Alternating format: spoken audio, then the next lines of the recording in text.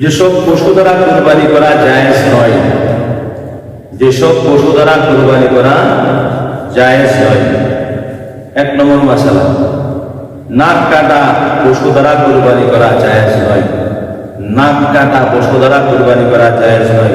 2 নম্বর মাসালা, জিহ্বা ফেটে যাওয়ার কারণে যে পশু খাদ্য খেতে পারে না, জিহ্বা ফেটে যাওয়ার কারণে যে পশু খাদ্য খেতে পারে না, সে পশু দ্বারা কুরবানি করা জায়েজ নয়।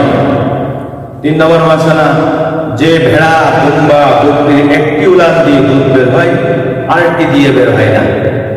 অর্থাৎ দুম্বা, ভেড়া দুইটা উলান থাকে, একটা দিয়ে দুধ বের হয়, আরেকটা দিয়ে দুধ বের হয় না, এমন পশু দ্বারা কুরবানি করতে জায়েজ হবে না। আচ্ছা, যে গাভী, মহিষ, উটনির 2 উলান দিয়ে দুধ বের হয় না, একটা দুইটা দিয়ে বের হয় আর দুইটা দিয়ে বের হয় না, অর্থাৎ অর্ধেক নষ্ট হয়ে গেছে, অর্ধেক ভালো আছে, তাহলে এমন পশু দ্বারা কুরবানি করা জায়েজ নাই, জায়েজ হবে না। এমনিভাবে উলান কাটা অথবা এমন ক্ষতযুক্ত উলান যে নিজের বাচ্চাকে দুধ খাওয়াতে পারে না, দুধ পান করাতে পারে না, যে পশু তার উলানের মধ্যে এমন ক্ষত, এমন আঘাত, এমন সমস্যা, নিজের বাচ্চারাকেও সে দুধ পান করাইতে পারে না, তাহলে এমন পশু দ্বারা কুরবানি করলে কুরবানি জায়েজ হবে না। আচ্ছা, 5 নম্বর মাসালা, উটনি, গাভী, মহিষের একটি উলান যদি শুকিয়ে যায়, একটি উলান শুকিয়ে গেলে তার দ্বারা কুরবানি করা জায়েজ আছে। তবে যদি 2টি উলান শুকিয়ে যায় অথবা ফেটে যায়, তাহলে তার দ্বারা কুরবানি করা জায়েজ হবে না। 6 নম্বর মাসালা, খুনসা। খুনসা মানে নর মাদা কোনটাই সুস্পষ্ট নাই, অস্পষ্ট, নর না মাদাও না, বোঝা যায় না, এমন পশু দ্বারা কুরবানি করলে জায়েজ হবে না, কুরবানি হবে না।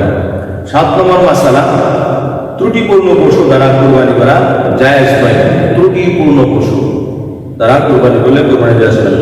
তবে জবাই করার সময় যদি কোনো পশু ত্রুটিপূর্ণ হয়ে যায়, জবাই করার সময় জবাই করতেছে, পা ভেঙে গেছে, চোখে আঘাত লেগে গেছে, ত্রুটিপূর্ণ হয়ে গেছে, এমন ত্রুটি গ্রহণযোগ্য নয়, এমন ত্রুটি থাকলে কুরবানি হয়ে যাবে। আচ্ছা, আরেকটি মাসালা, 8 নম্বর মাসালা, একটি মূলনীতি, সেটা হচ্ছে ত্রুটিযুক্ত কুরবানির জন্য কেউ নিখুঁত পশু খরিদ করার পর যদি উক্ত পশু এমন কোন ত্রুটিযুক্ত হয় যদ্দূর কুরবানি আদায় হয় না, তাহলে কুরবানিটি মান্যতের হয়ে থাকলে ক্রেতা ধনী হোক বা গরিব হোক, তার স্থানে ত্রুটি মুক্ত পশু কুরবানি করা আবশ্যক। আর যদি কুরবানিটি মান্যতের না হয়, বরং সংশ্লিষ্ট ব্যক্তি গরিব হয়, তাহলে ওই ত্রুটিপূর্ণ পশু দিয়েই কুরবানি জায়েজ হবে। পক্ষান্তরে সংশ্লিষ্ট ব্যক্তি যদি ধনী হয়, তাহলে তার স্থানে, তার জায়গায় ত্রুটি মুক্ত একটি পশু কুরবানি দেওয়া আবশ্যক। 9 নম্বর মাসালা, যে পশুর পেটে বাচ্চা রয়েছে, বাচ্চা আছে পশুর পেটে, তার দ্বারা কুরবানি জায়েজ আছে। তবে যে পশুর বাচ্চার প্রসবের সময় নিকটবর্তী, পশুর বাচ্চার প্রসবের সময় নিকটবর্তী এমন পশু দ্বারা কুরবানি করা মাকরুহ। অর্থাৎ গাভীর পশু, তার বাচ্চা হবে, এ ধরনের পশু জবাই করা, কুরবানি করা মাকরুহ। জবাই করার পর যদি পেটের বাচ্চা জীবিত পাওয়া যায়, জীবিত বের হয়ে আসে, তাহলে ওই বাচ্চাকেও জবাই করবে এবং ওই বাচ্চাকে খাওয়া হালাল হবে। আর যদি ওই বাচ্চারা মৃত বের হয়ে আসে তার পশুর পেট থেকে, তাহলে এই মৃত বাচ্চাকে খাওয়া হালাল নয়।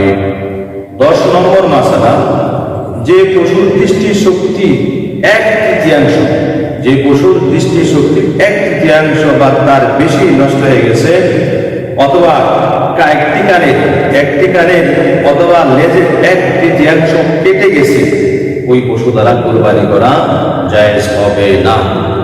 আচ্ছা, আরেকটি মাসালা, 11 নম্বর মাসালা, যে পশুর একটি পা একেবারে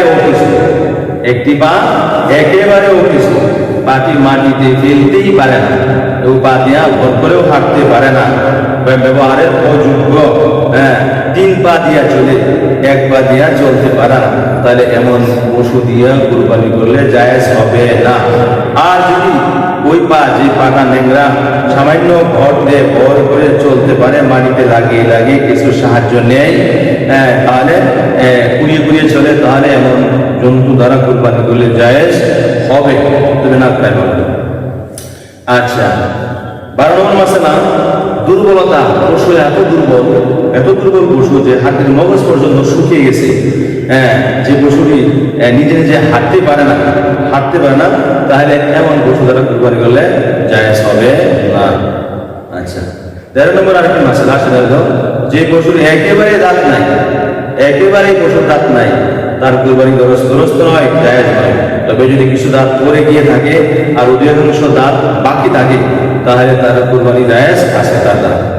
আচ্ছা, 14 নম্বর মাসলা, জন্ম থেকে যে পশুর কান নাই, তার কুরবানি দুরস্ত নাই, তার কুরবানি জায়েজ নাই।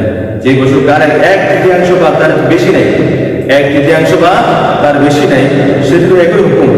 আর যদি জন্ম থেকে পশুর কান ছোট থাকে, তাহলে তার কুরবানি জায়েজ হবে। 15 নম্বর মাসলা, শিংবিহীন জন্তু, শিং ভাঙ্গা এবং শিংয়ের খোসা পতিত পশুর কুরবানি দুরস্ত আছে। শিংয়ের খোসা পড়ে গেছে, ভিতরে মূলটা আছে এক, আর হচ্ছে শিং নাই, শিং ভাঙ্গা, শিংয়ের খোসা পড়ে গেছে, মূল আছে, তাহলে এমন জন্তু দ্বারা কুরবানি করলে জায়েজ হবে। তবে যদি শিং মূল থেকে ভেঙে যাওয়া অথবা উপরে পড়ে যাওয়ার কারণে মগজ পর্যন্ত আঘাতটা পৌঁছে গেছে, তাহলে তার দ্বারা কুরবানি জায়েজ হবে না। যে পশুর কানের 1/3 বা তার চেয়ে বেশি কর্তৃত, ওই পশুর কুরবানি দুরস্ত হবে না। আচ্ছা, যে পশুর উভয় চোখ অথবা একটি চোখ দৃষ্টিহীন, উভয় চোখ নষ্ট হয়ে গেছে অথবা একটা চোখ নষ্ট হয়ে গেছে, যে পশুর দৃষ্টি শক্তি 1/3 নষ্ট হয়ে গেছে, তার দ্বারাও কুরবানি দুরস্ত হবে না।